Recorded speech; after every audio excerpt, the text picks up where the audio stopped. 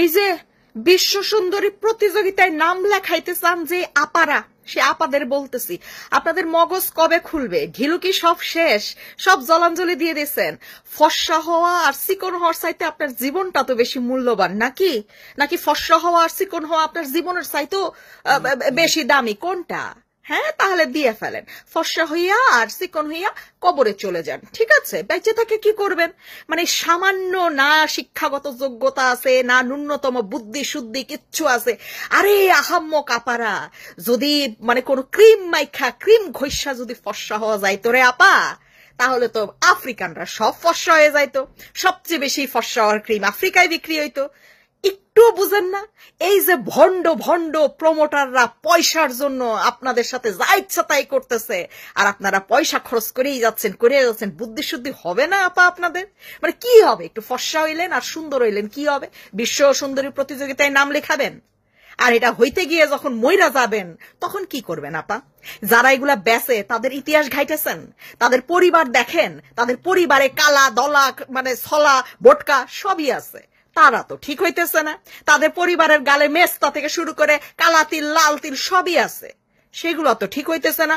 তাদের পরিবারে টাকলা জকলা মাকলা সব আছে, কই তাদের তো চুল গজাইতেছে না।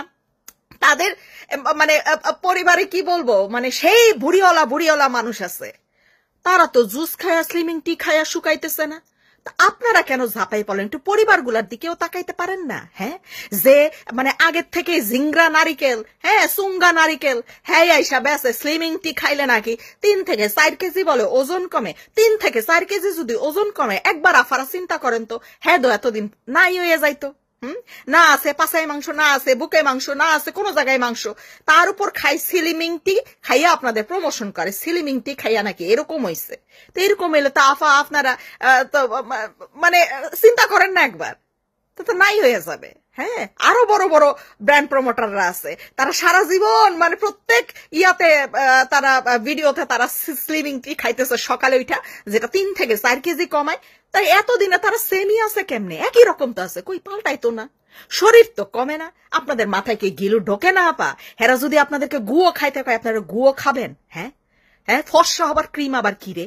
ফর্সা হবার ক্রিম যদি 3 শেড 4 শেড যদি ফর্সা করে, তা হেরা তো এতদিনে ভূত হয়ে যাওয়ার কথা। হ্যাঁ, চামড়া একটু বালা দেখা এখন মানে সেটা নিয়ে এখন ফর্সা হওয়ার ক্রিম আর হচ্ছে কি স্লিমিং টি বেচা খুব সোজা হয়ে গেছে না? কারণ কি? কারণ হচ্ছে আপনাদের মতন আহাম্মকরা কেনেন, আপনাদের মতন মগজ শূন্যরা এসব ভণ্ড ব্র্যান্ড প্রমোটারদেরকে পয়সা দিয়ে মাথার তুঙ্গে উঠাই রাখছেন। সামান্য বুদ্ধি খোলে না, সামান্য মাথায় কাজ করে না।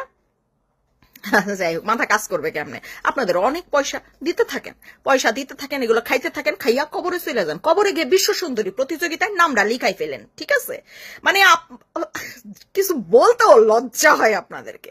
মানে একটা মানুষ সুস্থ একটা চিন্তা করবে, যারে ভাই ফর্সা হওয়ার ক্রিম যদি 3 শেড 4 শেড ফর্সা করে ফেলে, দুনিয়াতে একটা মানুষও কালা থাকতো নাকি? শুধু বাংলাদেশের মানুষেরই অনেক টাকা পয়সা, আর বিশ্বের কারো টাকা পয়সা নাই? সবাই কি ফর্সা হয়ে যাইতো না? হ্যাঁ, এই ঘিলু আপনাদের কবে হবে? কবে আসবে এই ঘিলু? হ্যাঁ, আর ওই যে পরিবারের মানুষগুলারে যখন থাকে আমি আমার আম্মারে মেস্তার ক্রিম দিয়ে একেবারে সাদা বানাই ফেলতেছি, বললেন ফিল্টারটা সারা ভিডিওটা করতে, হ্যাঁ তখন বুঝবেন মেস্তা কতদূর গেল আর কতদূর গেল না। বুঝাইতে পারছি? বুঝছেন না? হ্যাঁ, আর যদি এত শেড যদি ফর্সা করে ফেলে, তারপর ফিল্টার দিয়ে কেন আসতে হয়? ফিল্টার ছাড়া আসতে কর না। আমরা তো ভাই এত শেড ফর্সা না, কোনো ফর্সা হওয়ার ক্রিমও মাখি না, স্লিমিং টিও খাই না, এর জন্য আমরা ফিল্টার ইউজ করি। তা হেরা কেন ফিল্টার ইউজ করে?